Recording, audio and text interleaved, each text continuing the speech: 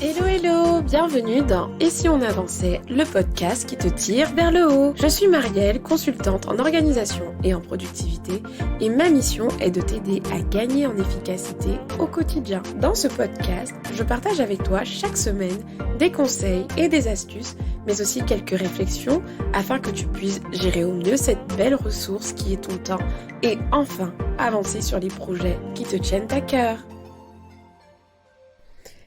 Hello, bienvenue dans ce nouvel épisode de podcast. Je suis ravie de vous retrouver comme à mon habitude, j'ai envie de dire. Comme d'habitude, puisque on est sur les habitudes, je vais faire une petite dédicace à quelqu'un qui a pris le temps de laisser un avis ou une note sur le podcast sur l'une des plateformes sur laquelle elle écoute. Et aujourd'hui, c'est encore Apple Podcast, bien sûr. C'est un peu la plateforme chouchou des podcasts. Et aujourd'hui, c'est un commentaire de Miline9 que je vais lire. Elle dit ceci: à mon tour de te laisser un commentaire, il faut dire que c'est mérité, je suis entrepreneuse et j'écoute tes podcasts quand j'ai besoin de faire une pause dans ma journée, quand je sens que la motivation est au plus bas et que je n'arrive pas à avancer. Souvent, je choisis un épisode au hasard sans trop savoir s'il répondra à l'une de mes problématiques, mais à chaque fois, je ressors enrichie et reboostée pour retourner bosser et mettre en pratique tes précieux conseils. Alors merci pour ton expertise et ce que tu diffuses à merveille. Merci Miline pour ce commentaire qui est vraiment sympa. C'est vraiment la mission des Si on avançait, de vous booster, de vous rebooster lorsqu'il y a des coups de mou, etc. Puisque ça fait partie du lot de la vie entrepreneuriale. Et je suis heureuse que ce podcast puisse jouer ce rôle dans ton quotidien. Et je suis ravie de pouvoir t'aider. Merci à toi encore d'avoir pris le temps du coup de laisser un commentaire.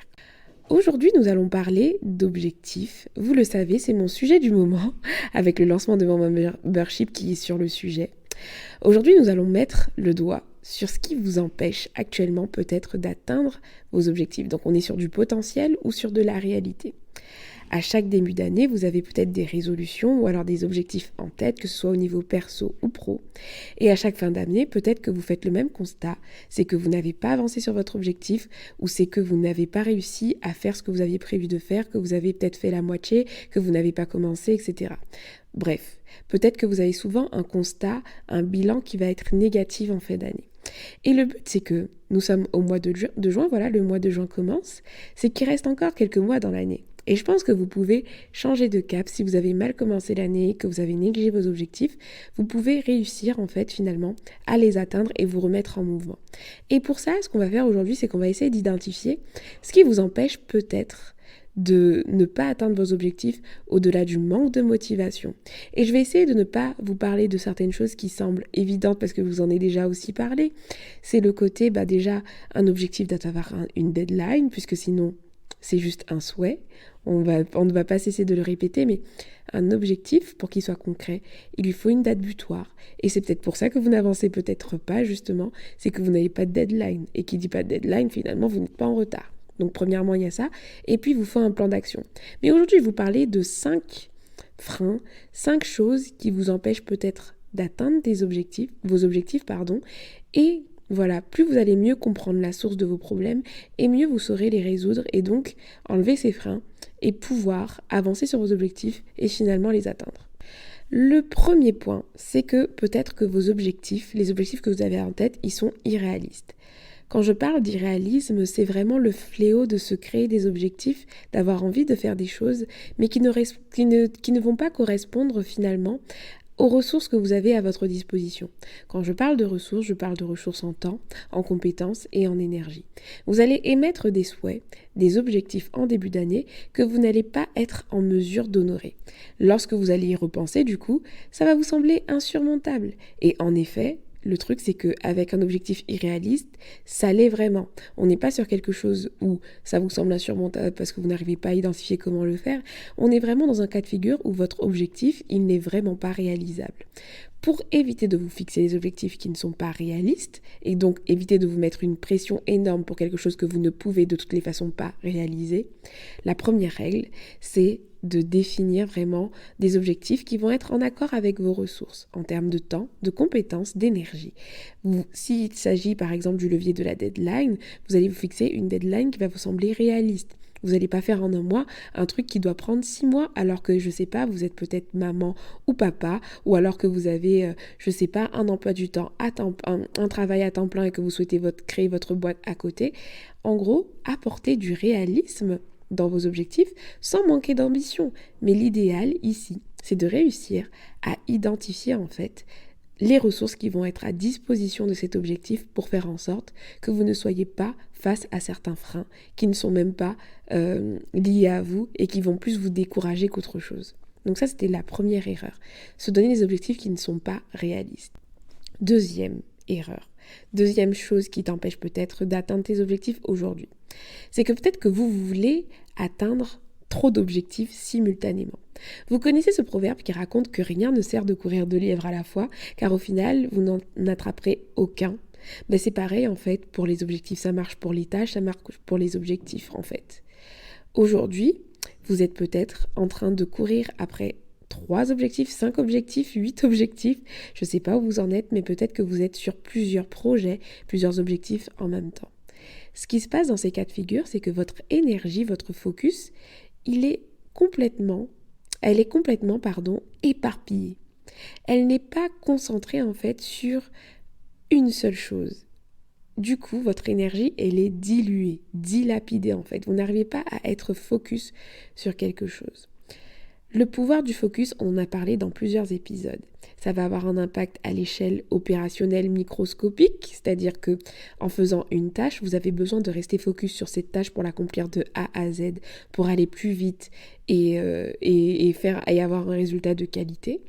Mais à l'échelle macroscopique aussi, ça marche également. Quand je parle de l'échelle macroscopique, c'est qu'aujourd'hui, vous avez besoin d'être focus sur un objectif, le commencer et le terminer. Mettre toute votre attention, toute votre énergie dessus pour être sûr d'aller au bout des choses. Vous allez pouvoir ainsi commencer un objectif et mettre justement les fameuses ressources dont on a parlé tout à l'heure à disposition de celui-ci. Mais vraiment qu'à disposition de celui-ci. Vous allez ainsi gagner du temps, etc. Bon alors il y a quand même une petite subtilité, c'est vrai que parfois on peut avoir d'autres objectifs. Mais alors ce que je vous conseille pour éviter d'en arriver à un stade où vous êtes tellement surmené par des objectifs que là du coup vous n'êtes pas efficace, c'est d'avoir maximum 3 objectifs simultanément et si possible dans des catégories complètement différentes et puis de commencer par ce qui vous semble prioritaire. Un objectif que vous allez avoir dans l'année, peut-être qu'il n'est pas à faire en début d'année, peut-être qu'il est à faire après un objectif que vous devez commencer. Donc pensez à l'ordre de priorité de vos objectifs et évitez d'en avoir plus de 3 simultanément. Troisième raison, c'est que vous n'avez peut-être pas confiance en vous. C'est quelque chose dont on parle pas souvent quand on parle d'organisation, mais moi, vous savez, j'aime beaucoup parler de mindset parce que ça a un impact énorme sur notre avancement. Et peut-être que vous avez des objectifs en tête et que dans votre cerveau, dans votre petite tête, ce qui se passe, c'est je vais vous faire la voix de celle ou de celui qui vous tire vers le bas. Mais alors, qui je suis pour faire ça ? Je n'ai pas les compétences. Ça ne va jamais fonctionner, j'ai peur de me lancer, j'ai peur de ce que vont dire les autres, j'ai peur de ceci, je ne suis pas assez compétente. Enfin, bref, vous avez plein de croyances limitantes qui vous paralysent. Il existe énormément de facteurs qui peuvent vous freiner sur le chemin de la réussite, mais ce manque de confiance en vous lié à des croyances limitantes est l'une des plus catastrophiques. Pourquoi ? Parce que si vous ne les confrontez pas, ce qui se passe, c'est que vous les écoutez. Et du coup, vous passez votre vie à faire des choses, à jouer petit, à faire des choses qui ne vous correspondent pas, à rester dans votre chemin, votre zone de confort, alors que quelque chose de plus merveilleux vous attend à côté, juste derrière cette zone de confort, juste derrière finalement cette croyance limitante que vous devez pulvériser. Et pour travailler sur ce point, c'est pour ça, je vous en parle souvent, c'est de travailler en fait sur votre mindset, votre état d'esprit. Avec des spécialistes, vous faire accompagner par un coach, j'en sais rien, ou alors en commençant tout simplement en regardant des vidéos ou en lisant des choses qui concernent vos problématiques de mindset. Si aujourd'hui vous avez identifié un problème chez vous, documentez-vous là-dessus et commencez à mettre en place des actions concrètes pour sortir de ce schéma-là. Au fur et à mesure.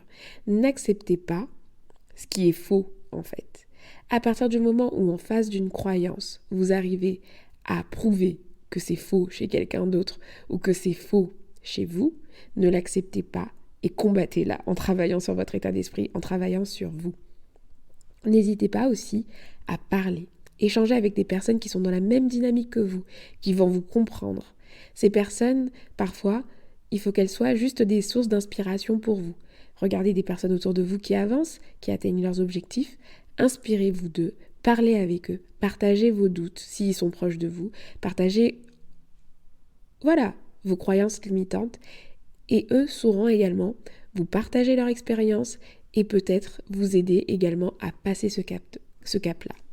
Quatrième raison, vous n'êtes pas organisé. Bah oui, il fallait que j'en parle. Nous sommes sur un podcast qui parle d'organisation. La désorganisation a un coût pour ta vie, pour ton business, pour tout, pour ta vie perso. Tu vas pouvoir atteindre tes objectifs en étant désorganisé. Mais à quelles conditions en fait? À quel prix? C'est ça le problème. C'est que tu vas peut-être atteindre tes objectifs, mais tu vas peut-être être hyper stressé, ou alors tu vas négliger certaines choses, tes résultats ne seront pas qualitatifs, tu vas perdre du temps, tu vas t'éparpiller, tu ne seras pas serein en fait. Et ça, personne ne veut de ça. Personne n'a envie d'atteindre ses objectifs dans des conditions comme celle-ci. Apprendre à vous organiser, apprendre à gérer votre temps, apprendre à planifier, apprendre à reprendre le contrôle sur votre agenda, vous organiser, avoir un système d'organisation qui va être au service de votre vie, au service de votre équilibre, au service de vos objectifs, va vous aider à atteindre vos objectifs. Et vous savez, lorsque vous avez un système d'organisation en place qui fonctionne, je vous assure qu'au bout d'un moment, tout ce que vous avez à faire, c'est de faire confiance au processus, d'avancer et de faire confiance à ce processus que vous avez mis en place. Votre planification, votre plan d'action, vos objectifs, etc. Donc l'organisation, c'est hyper important. Construisez un système d'organisation qui sera au service de vos objectifs et qui vous aidera à atteindre votre objectif sereinement. 5e raison pour laquelle vous n'atteignez peut-être pas vos objectifs, c'est peut-être parce que vous ne vous engagez pas. Vous le savez comme moi, un objectif qui ne tient qu'à vous va être plus compliqué à réaliser que ce que vous pouvez faire pour les autres. L'un des remèdes à cette problématique, je vous en ai déjà parlé dans ce podcast, quand on a parlé par exemple de la motivation, c'est l'engagement. Contrairement à la motivation, l'engagement va aller toucher quelque chose de plus profond, de plus concret en fait. La motivation, vous allez l'avoir un jour. Vous allez peut-être écouter l'un de mes podcasts, justement, comme le disait Méline Neuf dans son commentaire. Vous allez reprendre confiance. Et puis après, un autre jour, vous allez être face à une difficulté, une déception, un doute. Quelque chose va provoquer un doute chez vous. Et là, d'un coup, vous allez vous décomposer. Vous allez avoir peut-être la flemme. Vous allez être fatigué. Vous allez être face à plein de challenges, en fait, en tant qu'entrepreneur. Et ce qui va se passer, c'est que du coup, vous allez peut-être perdre cette envie de passer à l'action. Et l'un des trucs qui peut vous aider à rester motivé, au-delà du mindset, mais à garder en régularité, etc., c'est de vous engager. S'engager, c'est se mouiller un peu plus que souhaiter réaliser son objectif. C'est toucher un peu de son ego pour se motiver à agir et surtout persévérer. Comment vous engager concrètement? Vous pouvez déjà clarifier ce que vous risquez de perdre en ne passant pas à l'action. Le fait de savoir le prix que l'on paiera en ne faisant pas l'objectif X ou Y, ça peut être un bon début pour vous motiver à passer à l'action malgré les petites difficultés qui peuvent vous faire face tout simplement. Vous pouvez également vous engager en ayant un partenaire de responsabilité. En anglais, on dit accountability partner. C'est le fait d'avoir quelqu'un avec qui vous allez vous engager. Vous allez lui dire, j'aimerais atteindre cet objectif-là et je m'engage à te rendre des comptes. Parce qu'aujourd'hui, vous avez besoin de rendre des comptes. C'est ça, en fait, toucher à son ego. C'est se dire que je vais me mouiller, je vais parler, en fait, de mes objectifs, de sorte à m'engager à passer à l'action. Parce que le challenge, comme j'expliquais, c'est que lorsque vous êtes seul dans vos objectifs, lorsque vos objectifs concernent votre business ou votre vie personnelle, tout le monde s'en fiche. Il n'y a que vous qui vous souciez de l'atteindre ou pas. Et malheureusement, des fois, votre mindset est défaillant ou vous avez la flemme, vous faites face à plein de difficultés. Et l'engagement vous aidera à aller au bout des choses. Vous pouvez en parler donc à à quelqu'un, mais aussi à une communauté, comme moi je peux faire parfois avec Question d'Avancer quand je parle de mes objectifs. Donc parlez de vos objectifs, ne restez pas seul, engagez-vous pour les atteindre et parlez-en en fait. Il y a des personnes qui vont très loin dans l'engagement, c'est que par exemple je connais quelqu'un, j'avais lu ça dans un livre, mais qui avait par exemple donné une somme d'argent à un de ses proches. Voilà, aujourd'hui je te donne 2000 €, si je n'atteins pas mon objectif d'ici telle date, tu peux les garder. Ça c'est un engagement extrême typiquement, mais vous voyez où je veux en venir. Donc engagez-vous pour vos projets, engagez-vous pour vos objectifs. Je vais faire un petit récap parce qu'on a dit pas mal de choses. Avoir des objectifs irréalistes, donc ramener du réalisme. Tu veux peut-être trop en faire simultanément. Tu as peut-être pas assez confiance en toi. Tu es peut-être désorganisé. Et tu n'es peut-être pas assez engagé. En travaillant sur ces 5 points, tu vas maximiser tes chances en fait d'y parvenir, c'est certain. Mais aujourd'hui, je sais que les entrepreneurs font face à plusieurs challenges qui font qu'ils peinent en fait à y arriver malgré tout, qu'ils courent toujours après le temps. Il y a énormément de choses à faire quand on est entrepreneur, on a plusieurs casquettes à gérer, on est en plus face à une certaine pression, la pression de réussir, la pression de prouver à ses proches qu'on a bien fait de se lancer, le flot d'informations constant qui nous tombe dessus, qu'on n'arrive même pas à mettre en pratique, le podcast de machin, en gros, il y a énormément de facteurs qui nous poussent en fait finalement à ne pas être serein et à ne pas atteindre nos objectifs. Et c'est justement en voulant proposer une solution qui réglerait l'ensemble de ces problématiques que j'ai créé mon membership Momentum 101. Momentum 101, c'est quoi ? C'est un accompagnement mensuel pour les entrepreneurs ou futurs entrepreneurs qui souhaitent atteindre leurs objectifs justement sereinement grâce à une bonne organisation. C'est une formation complète en fait à laquelle tu as accès si tu t'abonnes tout simplement. Et en plus de la formation, on va s'engager à travers des lives tous les mois où tu vas travailler ton mindset, planifier en live, suivre tes objectifs tous les mois et t'engager ensemble avec la communauté d'entrepreneurs et de porteurs de projets. Si aujourd'hui tu souhaites en savoir plus, comme d'habitude je laisse le lien dans les notes du podcast. Il faut savoir que Momentum 101 ouvrira ses portes que durant une semaine et donc ferme ses portes mercredi prochain, le mercredi 9 juin à 23h59. Et je ne sais pas quand je vais réouvrir les portes parce que ça me tient à cœur de bien accompagner ceux qui vont rentrer dans cette première promo. Et donc, si tu es encore là déjà, merci de m'avoir écouté jusque-là. Et si ça t'intéresse, je te le répète, rendez-vous dans les notes du podcast. Sinon, je te souhaite de prendre soin de toi et puis je te donne rendez-vous la prochaine fois pour un prochain épisode. À très bientôt.